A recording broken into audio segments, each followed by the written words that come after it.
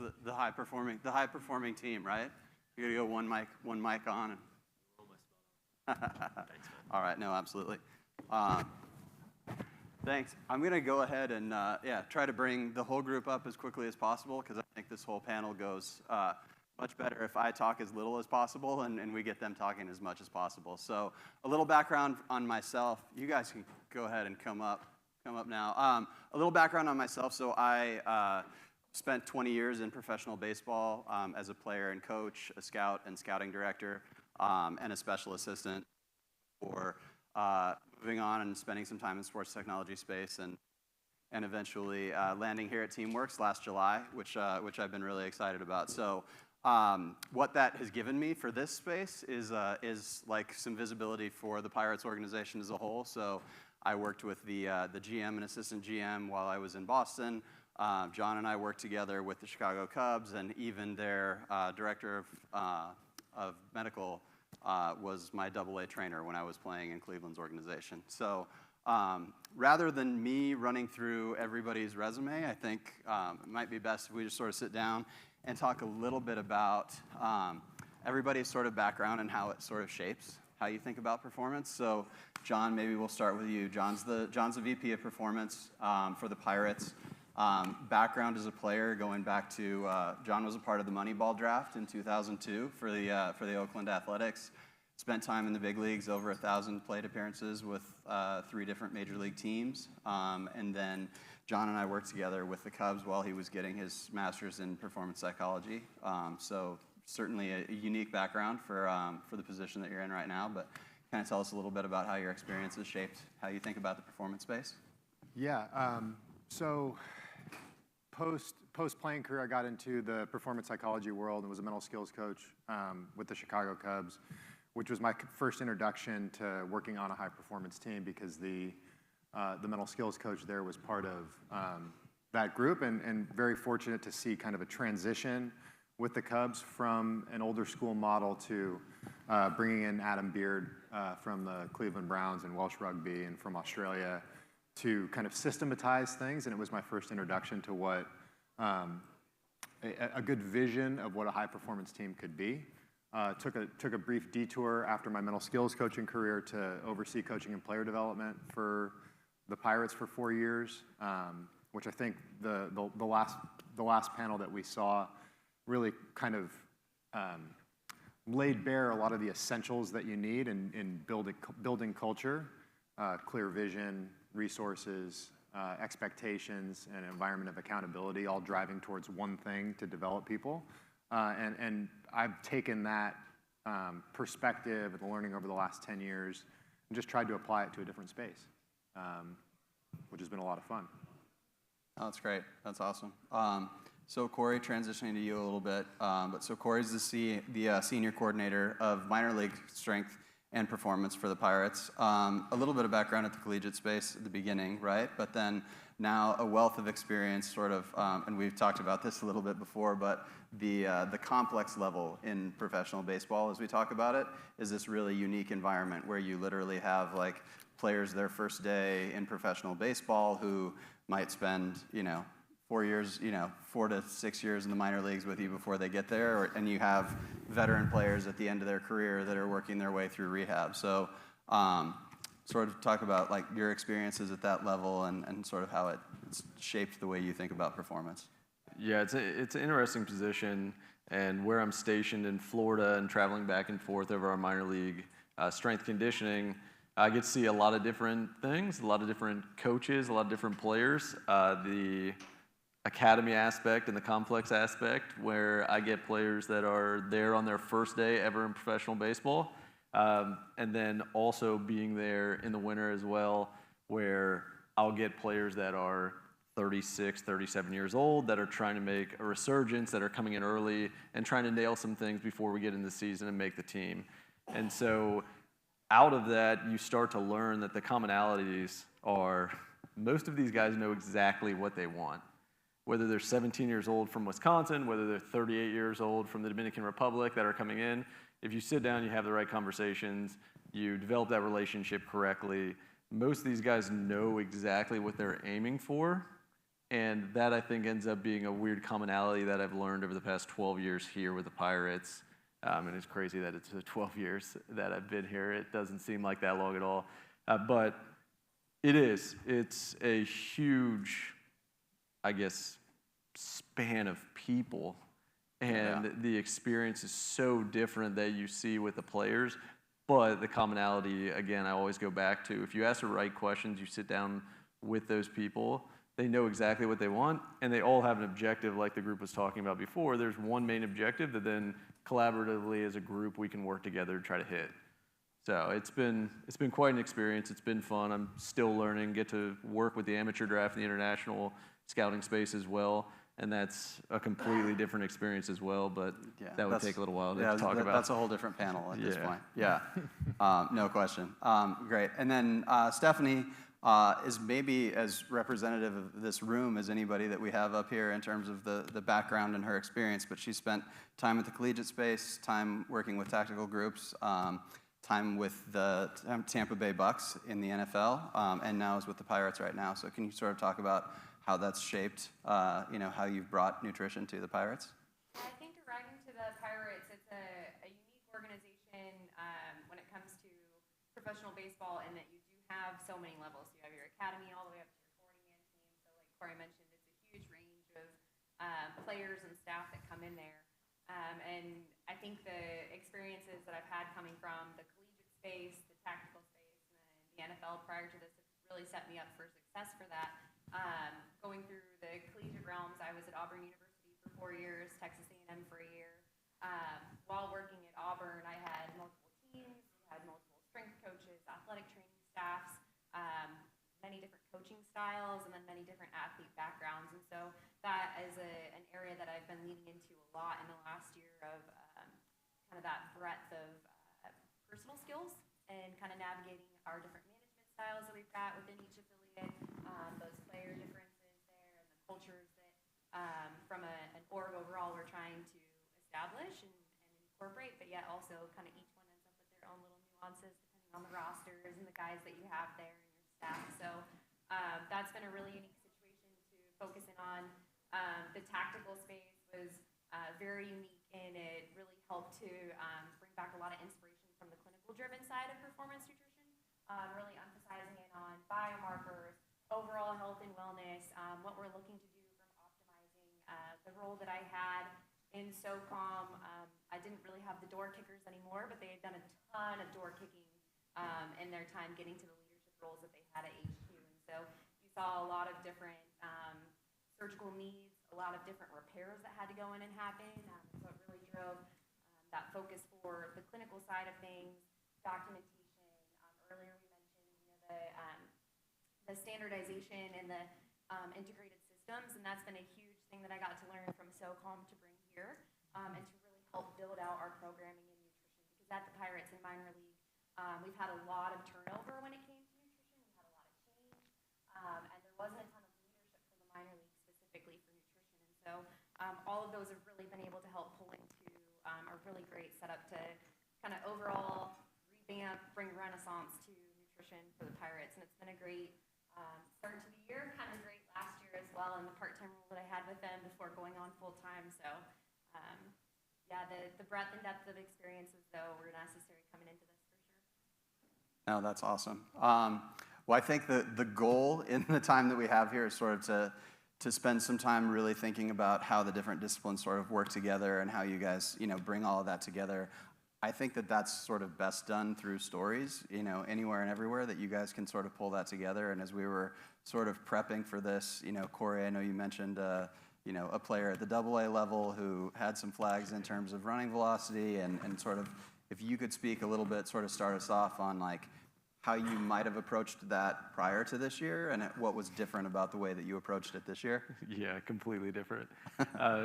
So the background, like Stephanie had said, we were lacking a true nutrition program, probably that was really streamlined, and really professional dietitians at every level that were guided by somebody with the expertise like Stephanie has.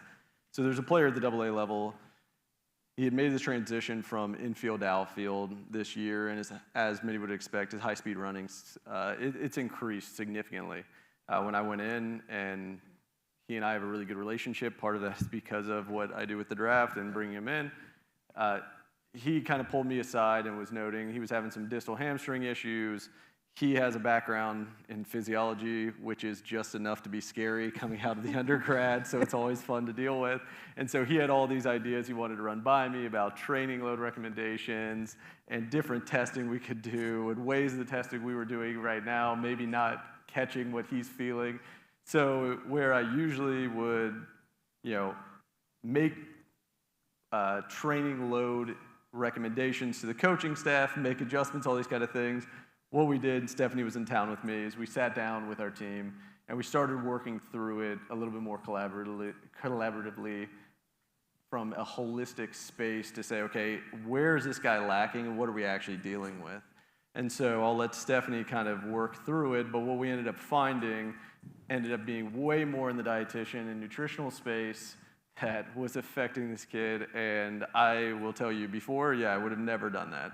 I would never have gone into that side. I would have been like, hey, maybe we'll dose with some packets of creatine and figure out some melatonin, get you to sleep some more, figure that out. But I'll let Stephanie get into the stuff that actually mattered. So I think to give credit to our performance team at the AA affiliate, the dietitian who's there with us has been on the staff for 1 year. She was with us last year at our low A affiliate. She had some experience in collegiate sports, but this was her first time to really get an integrated lead with a performance team. So having their strength and conditioning coach at the AA, the AT, so it was really great for Corey and I to provide the mentorship through this group, to sit them down, be able to pull up those data sets. As we're running through this, we have the obvious changes in high-speed distance metrics, but we were able to then couple that with, where's our guy's body composition at? What's that looking like from an estimated energy needs standpoint? And how can we then actually utilize Teamworks Nutrition to kind of build out where those, what's coming in versus what's getting put out from a demand standpoint and sport is looking like.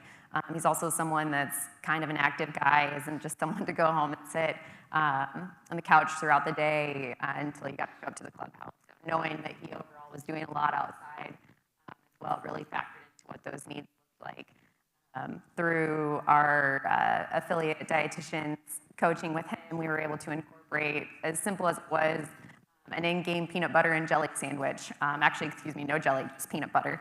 Real particular on that one. But it's great to see a guy who, how many years has he been in the org now? This is third. Third, yeah. So a few years with that, to be able to then, for him, step up to the plate, take on his own fueling aspect of this, prepping out that sandwich, bringing it with him, making sure it's where he needs it in the dugout, having access to it. This was mid-April when we were up there for that, and since that point in time, we've seen improved overall fatigue levels for him as he goes through the game, through the 16 series, and then also for overall his improved weight maintenance throughout season. So really great to be able to dig into that and look at it from a true performance team standpoint. And those interventions and be able to then upkeep with a few management adjustments here and there, but upkeep that output for him with that position change. No, that's awesome. And obviously those are ideal situations when the two of you are in the same environment at the same time. But John, can you speak a little bit to sort of like how you guys are more intentional about how you're bringing, the department together? What can you share about sort of the rhythm and routine of the collaboration that you guys create there? So I think that it's important maybe right now to take a step backwards, reflecting on the last presentation and talking about the importance of clarity of vision for a group. When we think about how do you keep a group of people together when we're always at disparate locations? Like we are from the Dominican Republic through basically 5 affiliates and then into Pittsburgh, we're hardly ever in the same place at the same time, which means that like vision and identity have to be the kind of connective tissue of the group. And so when we taking a step back and listening to Corey and Steph talk about this player, one of the things that we kind of put into place a few years ago inside of the organization is that everybody is a baseball coach. And so what does that mean, everybody's a baseball coach? We have reached a consensus on what the development focus is for each of these 160 65 players in the minor leagues and 40 players on the 40-man roster. We have a very specific development focus. And then what the individualized groups and disciplines are tasked with doing is saying, bringing your expertise to the table, how can you contribute to us reaching this focus? So in this particular case, when we understand that the running load is increasing, there's going to be physiological costs. When we understand that the position is switching, there's going to be psychological costs to having to deal with those new things. And so I think it's really important to go back and talk about the kind of the two things that we saw from Steph and Corey. One was that without the relationship that Corey had with the player, you probably don't get to a willingness and a buy-in to make the adjustments that he needs. And then without the expertise and the collaboration and the communication, you don't source out what those needs actually are and then have them be actionable, because we can collect all the information in the world, but if we don't use any of it, or we can do all the assessments in the world, but if we're not using that assessment, what is the actual value to us? It just becomes a drain on our time, and that's incredibly expensive, again, when you're in such when you're in disparate locations everywhere. So I think the thing that connects all of us is answering those questions. You know, like, how does your expertise and your discipline affect what we're trying to accomplish with this particular person? Do we have the relationship to get that done? The thing that we want to do, is it something that we can actually measure? And it's okay if you can't necessarily measure it perfectly. And then all driving towards that final point, which is this showing up on the field? Is this showing up in the player's performance on the field? Is he taking better routes in the outfield? Is he running faster? Is his first step quicker? Is his acceleration getting better? And I think one of the things, and probably why we're sitting on this stage now, is that kind of using these platforms now to consolidate all that information so that we can actually have these conversations in as objective of a way as possible.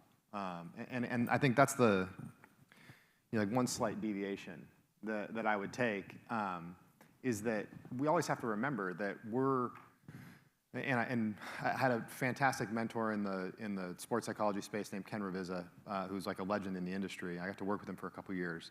And the first thing that he told me when I was entering that space as a coach was that the biggest mistake that we make is we forget that these are people playing a sport that we made up.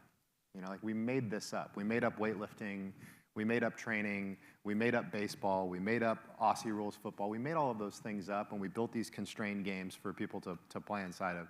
But if we forget that they're people first, you have to have ontology and a sense of being and who they are before you can really allow for the empiricism that we want to infiltrate the space. And we have to also have people that are willing to kind of stand in the way of the overreaches of that. And say that, like they said earlier, how do you keep things simple enough for it to be actionable? I'm sure, for example, there is a better macronutrient breakdown than a peanut butter sandwich for a player. But if the peanut butter sandwich in the middle of the game is helping him run better during the game, it's going to be hard to measure that at the end of the day necessarily, that it was specifically the peanut butter sandwich, but we know and believe that that's helping and solving for it. And so how do you take a dynamic, complex, disparate system and simplify it enough so that it's actionable?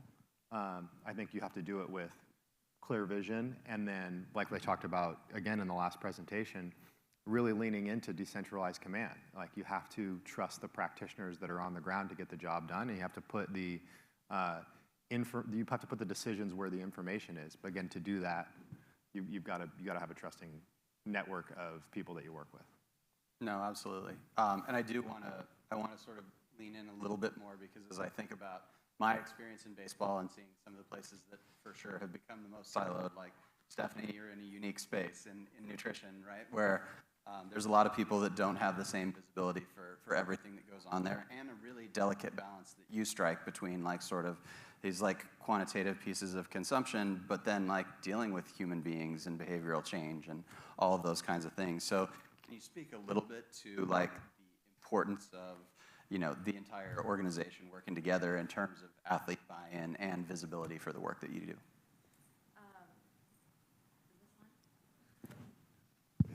There you go.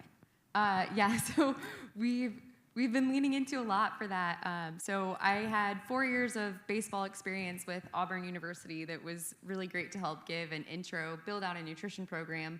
But when it came to the actual baseball metrics, that was not something that I am as competent in, quite honestly. I knew some really good football metrics from 6-7 years working collegiate and pro football. But so I've been leaning in on Corey, leaning in on Bake, leaning in on our coaching staff to recognize their expertise when it comes to those markers, when it comes to our own baseball verbiage that we have, and how I can then find ways that nutrition can fit in different areas to open up into those silos, right?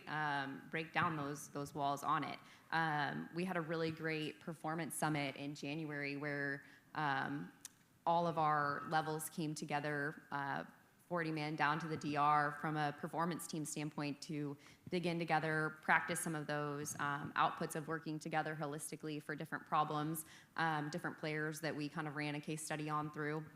And I think we were able to see, as we had mentioned, your nutrition didn't have that great presence before, but as the PT staff, as the AT staff, as the strength and conditioning staff, we had some really great pitching representation from coaching and kind of rehab progression in there as well.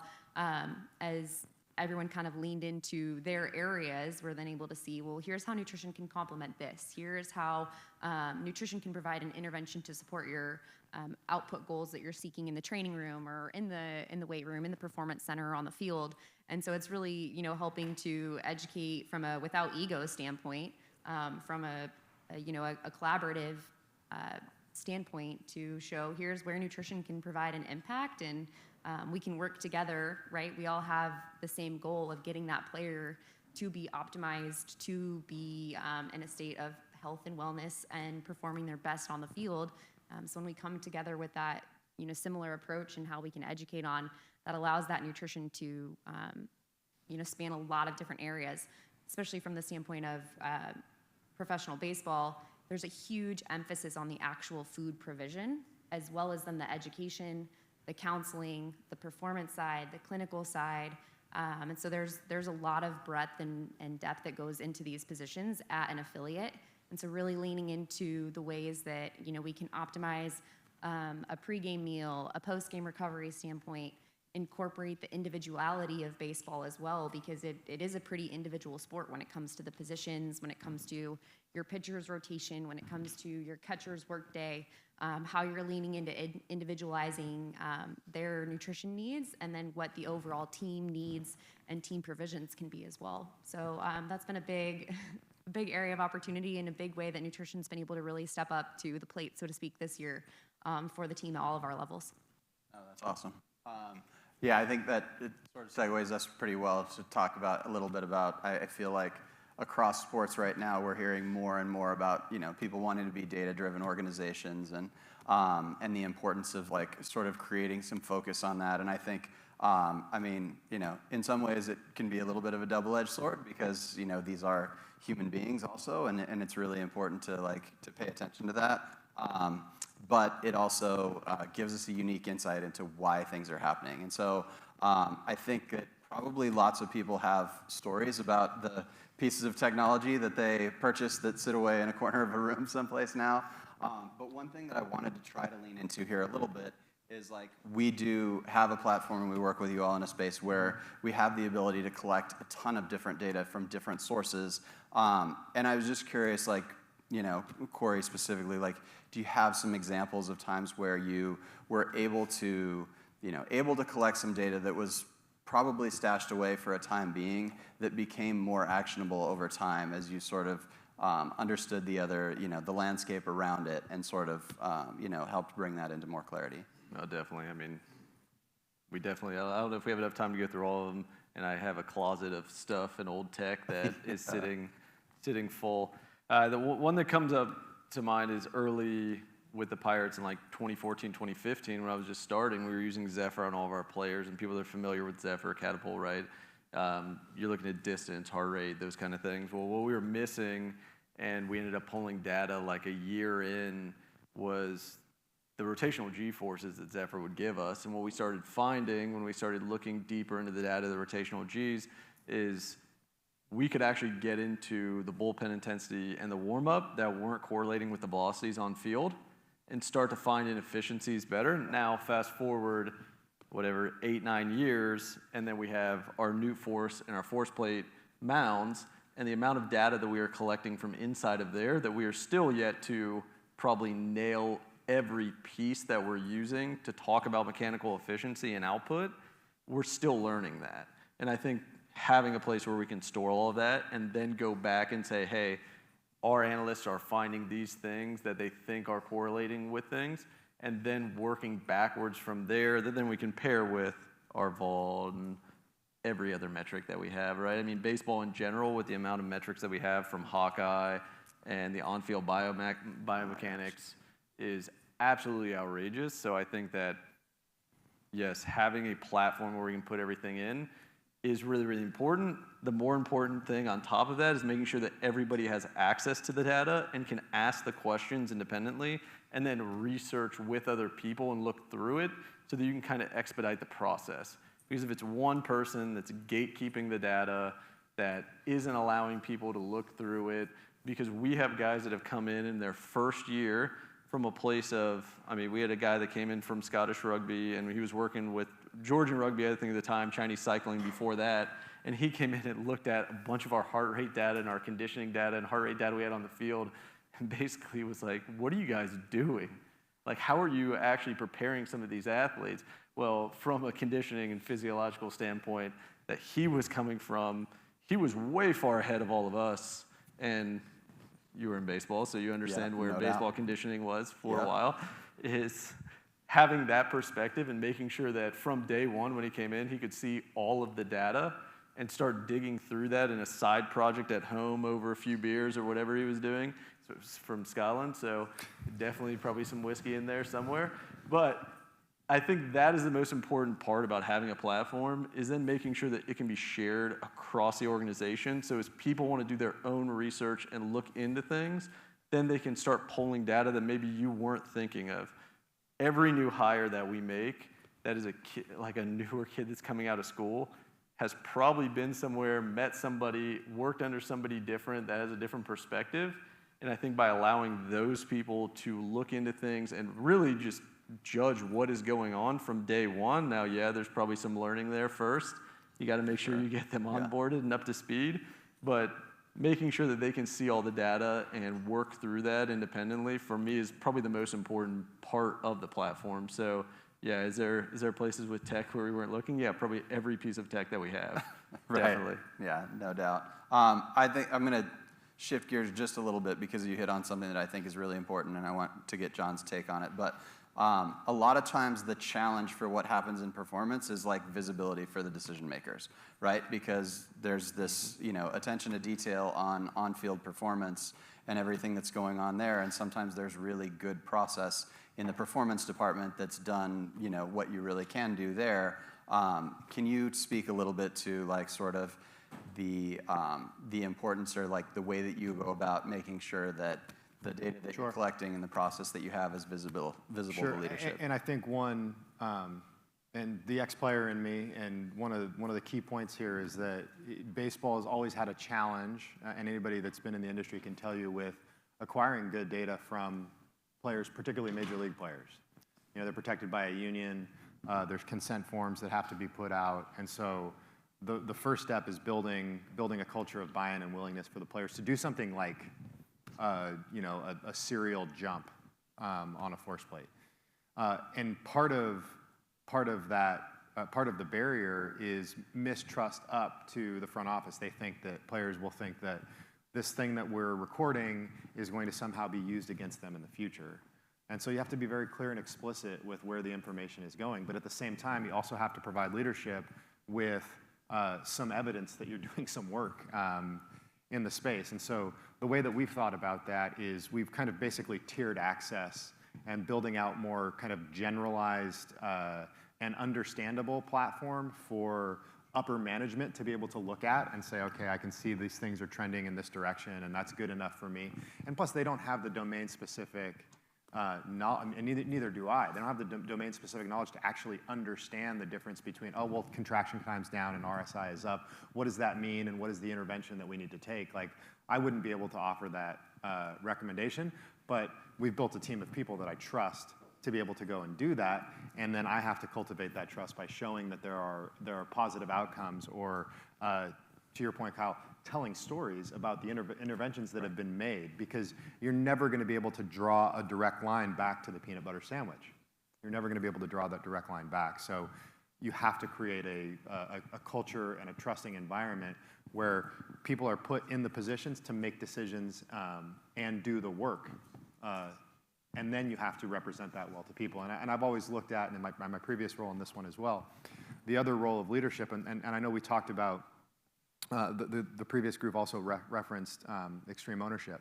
But the responsibility I've always felt as a leader of groups of people is really pretty simple. It's not easy to do, but it's pretty simple, and that you have to provide clarity and resources, and then you have to get out of the way. But then you also have to be willing to defer all credit and accept all blame. And so if you show the people that you're working with that you're willing to do that, then I think you get a lot more actionable insight and results out of the group.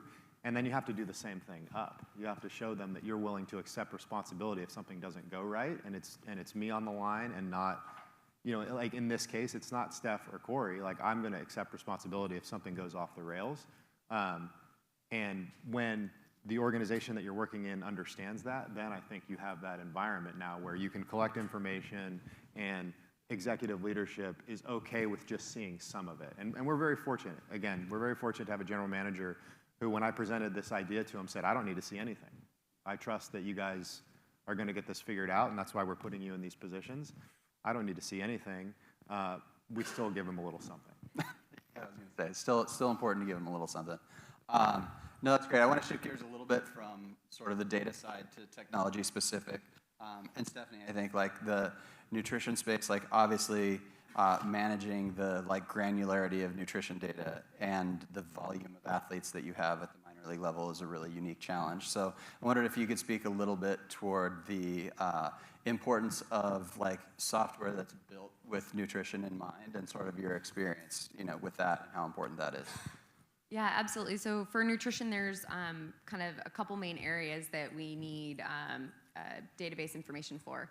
A couple different areas of pro sport in the U.S. don't actually allow dietitians to have access to the medical charting systems that the athletes utilize. So the irony of that is, when you're a clinical dietitian in the hospital, you're a lead documentation person inputting information in. And so when it comes to following up on those clinical aspects that we have with our players, whether it's something as simple as, this is the vitamin D that we pulled on them this year, this is the value, the intervention, the follow-up, the continuation or the discontinuation of that supplement, right? Like, that is all things that still has to be communicated to be able to be input into that EMR by now someone else when it comes to some pro sport areas. And so to ensure that we have appropriate tracking of that on our end from a nutrition standpoint, the AMS platform with Teamworks has been a huge help when it comes to that for us, to be able to have our documentation, as well as then in a department that has had turnover. And so while you always aim for consistency in your practitioners and what they're providing and continuity in that, there is differences, right, just in the provider. So that AMS system will also help with that, because while, yes, we as dietitians might have turnover, our players are also advancing between levels. And so being able to have that information that's accessible to everyone, as we've mentioned, has been huge. And then on that same point, to be able to incorporate the aspect of Teamworks Nutrition's platform in from an energy expenditure, an individualized meal plan focus, and then also the food service aspect of it has been vital. And it's actually, brought a lot of really great changes, both to the platform itself, from the input that from its starting days as Note Meal, now to Teamworks Nutrition. It's bloomed and grown and evolved so much, but that's been at the input of dietitians and the ways that, they heard and saw the need to be able to improve those one-on-one individualization aspects, or just faster work outputs for, what the workload of a demand is for a dietitian with your roster. And so that's really led to some great evolution within the nutrition platform, but then also as nutrition has evolved in not just pro sport, but collegiate as well, you've seen a huge drive and expansion within the food service provisions as well. And so as you talk about, tech that did or didn't exist, going into one of our fall camps last year, Corey is like, Steph, we've got to bring these guys in. We need some body comp change in this off-season camp. Really want to make sure the guys are getting the nutrition that you think they need. What can we do? Can we get it to be something like Exos? And I was like, well, there's two parts to that. One, we need some macronutrient provision there that we can dial into with energy needs. And two, we've really got to step up our game when it comes to what our food service provisions are when it comes to recipe standardization. Because if you're putting out food but you don't know what's going into that food, then those energy needs that are being provided in that and the energy needs that our players need might not align. And so being able to utilize Teamwork's nutrition platform to bring all of that together was a really awesome evolution. It went really well with our players in that camp. It helped us to get the system onboarded. It also helped us to bring in a new performance chef at our complex in Florida. We're looking to expand how we're going to now be fueling at some of our different affiliates as well, and then also our Dominican Republic Academy. That has its own unique challenges when it comes to cooking in an international space at the academy, the foods that they can bring in, the 4 staff that we have down there putting out food for like 100 plus, 3 meals a day, every day, most days of the year. But those have been huge. And so when we can lean into some of the other data sets that cross over then with departments of, we're seeing, utilization of BFR. Do we have a protocol for protein replenishment after BFR? We've got, catapult data or, heart rate, high-speed distance running. How are we aligning, again, like we referenced, the utilization of fueling provisions? The Newt Force, we had a pitcher in January who came in for a camp that we were seeing a velo drop. He needed some fuel throughout his outing. He wasn't taking anything in over the course of 4, 5, 6 innings, and so a quick carbohydrate intervention there, and we've got velo being maintained, and we're in a much better space with that. And so, like we said, it's breaking the silos down, finding the ways to intervene, and then recognizing, nutrition's occasional cool tech might be a nice blender, but hopefully it's a little bit more than that as you're leaning into what a practitioner can provide and do and intervene and implement as well with the player. Yeah, no, that's phenomenal. We're getting a little bit lean on time, so I want to encourage, like the other piece that we didn't really get a chance to hit here that I would encourage you guys to grab Corey, grab Duff if you get a chance at some point, but the unique opportunity that they've had with the Pirates being an EAP partner with our S&C product is like a really unique opportunity for them to work together and for Corey to have real influence on sort of the direction of that product, which I think is one of the huge benefits to, to all of you in this room and how integrated you are working with our, working with our providers here. So, but I do want to open it up to the room a little bit and give some time for anybody out there to ask some questions of the group.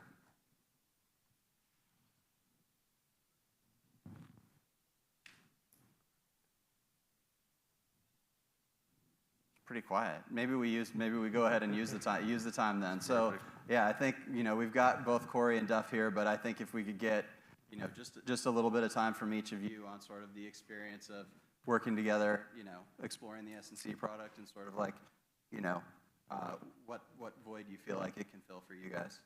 Yeah, I mean, I think everybody that's in S&C has used some type of delivery product to deliver your programs, right? Most of us started on Excel.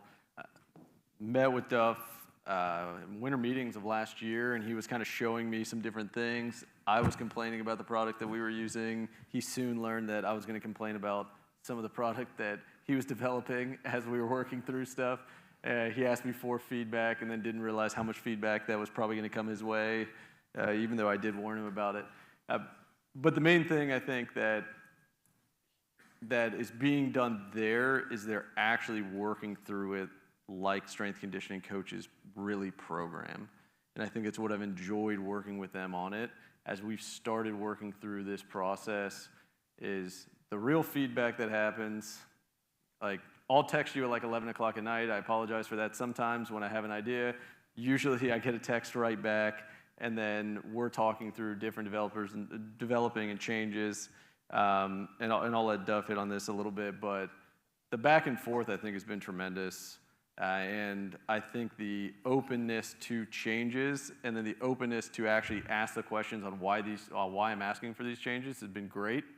I'm not gonna do whatever you want on this. I'm just saying from using it so far, I think it's a game changer in terms of actually putting programs to paper, how quickly you can do that and how quickly you can individualize it over a mass system. Now, I'm not getting any money for this, so I don't care if you buy it or not, all right? But I would say at least ask a question and get a demo because it is really, really cool. And what I'll say is if you do get a demo and you don't like something, Duff is really open and the team is really, really open to trying to make it the best system that they can. So I do encourage you guys, if you have questions about it, you wanna ask me about it, I'll show you whatever you want, and I'll tell you the good and the bad so far and the stuff that I've asked for changes that haven't got changes that they haven't done yet, but they're going to. But I would say reach out for a demo because it's pretty awesome stuff. Yeah, I think from my side, it's been great working with Corey and all the strength coaches. The timing wasn't ideal. We were kind of heading into the season. But I think the value for us as we've been building this is we didn't want to build it in the silo of teamworks, although we have strength coaches on staff working with Corey and the team. They just give us that unique perspective. One of the things that I try to do with Corey and the team is not talk so much about a specific solution, but really nail the problem of what are you guys trying to accomplish? And they've been so open, just sharing, okay, here's the scenario of how we're trying to program here. And we have a very open conversation on our weekly calls. And then I was talking to a few guys last night and I said, I actually stopped inviting our engineers to the calls because people start to talk to the engineers and try to explain the problem to them.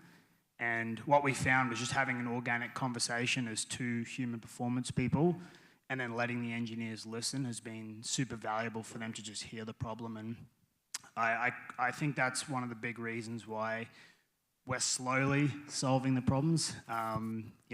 As Corey said, there's still stuff we're working on, but it's been really enjoyable to go through this process. And like Corey said, the more feedback we get from the industry on the problems, the more we can shape this product to meet the needs. So yeah, I'm excited to keep it rolling, and hopefully once the season actually comes to an end, we can really dive in further. Yeah, it also doesn't help when I tell you that this problem's really, really easy and I have no coding experience. I have no clue how an app or anything works. I'm like, yeah, this should be easy. Just put these colors in here and we need to do this. And he's like, oh, yeah, that's going to go down in the queue a little bit. I'm like, all right, got it. No doubt. All right. Cool. Awesome. Well, thank you guys for the time. Thank you all. Yeah. Thank you.